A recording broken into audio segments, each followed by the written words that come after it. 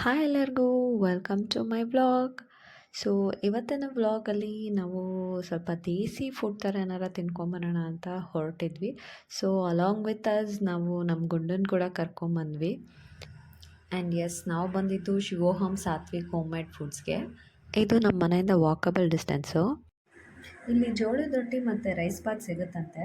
So ಇವ್ರು try ಮಾಡಿದ್ದು ಜೋಳದ ರೊಟ್ಟಿ ನೋಡಿ, ಪಕ್ಕಾ ದೇಸಿ ಜೋಳದ ರೊಟ್ಟಿ ನಾವು ಟ್ರೈ ಮಾಡಿದ್ದು. ಸೊ ನಾನು ತಿನ್ನಿಸಿದ್ದು ನನ್ನ ಮಗಳಿಗೆ.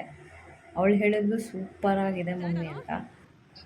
ಸೊ ಇವ್ರಿಗೂ ಎಲ್ಲ ತುಂಬ ಇಷ್ಟ ಆಯಿತು ಅನಿಸುತ್ತೆ. ಜೋಳದ ರೊಟ್ಟಿ ಸೂಪರಾಗಿದೆ ಅಂತ ಹೇಳ್ತಾ ಇದ್ದಾರೆ. ಸಾಫ್ಟ್ ಇದೆಯಂತೆ. ಅದು ಜೋಳದ ರೊಟ್ಟಿ ಏನು ಅಷ್ಟು ಖಡಕ್ಕಿಲ್ಲ, ಸಾಫ್ಟಾಗಿದೆ ಅಂತ ಹೇಳ್ತಾಯಿದ್ರು. ಜೋಳದ ರೊಟ್ಟಿ ಜೊತೆಗೆ ಬದನೆಕಾಯಿ ಗೊಜ್ಕೊಟ್ಟಿದ್ರು. ನಮ್ಮ ಗುಂಡ ಅಂತೂ ರೊಟ್ಟಿ ತಿನ್ನಲೇ ಇಲ್ಲ, ಅಳ್ತಾನೇ ಇದ್ದ. ನಿಮ್ಗೆ ಯಾರಿಗಾನ ಈ ವಿಡಿಯೋ ನೋಡಿ ಜೋಳದ ರೊಟ್ಟಿ ತಿನ್ನಬೇಕು ಅನಿಸ್ತಿದ್ರೆ ನಾನು ಕಾಂಟ್ಯಾಕ್ಟ್ ನಂಬರು ಮೆನ್ಷನ್ ಮಾಡಿದ್ದೀನಿ. ಸೊ ನೀವು ಅವ್ರು ಕಾಂಟ್ಯಾಕ್ಟ್ ಮಾಡ್ಬೋದು. ಸೊ ಅಷ್ಟೇ ಫ್ರೆಂಡ್ಸ್, ಇವತ್ತಿನ ನಮ್ಮ ಮಿನಿ ವ್ಲಾಗ್ ನಿಮಗೆಲ್ಲರಿಗೂ ಇಷ್ಟ ಆಯಿತು ಅಂದರೆ ಲೈಕ್ ಮಾಡಿ, ಕಮೆಂಟ್ ಮಾಡಿ, ಶೇರ್ ಮಾಡಿ. Thank you all.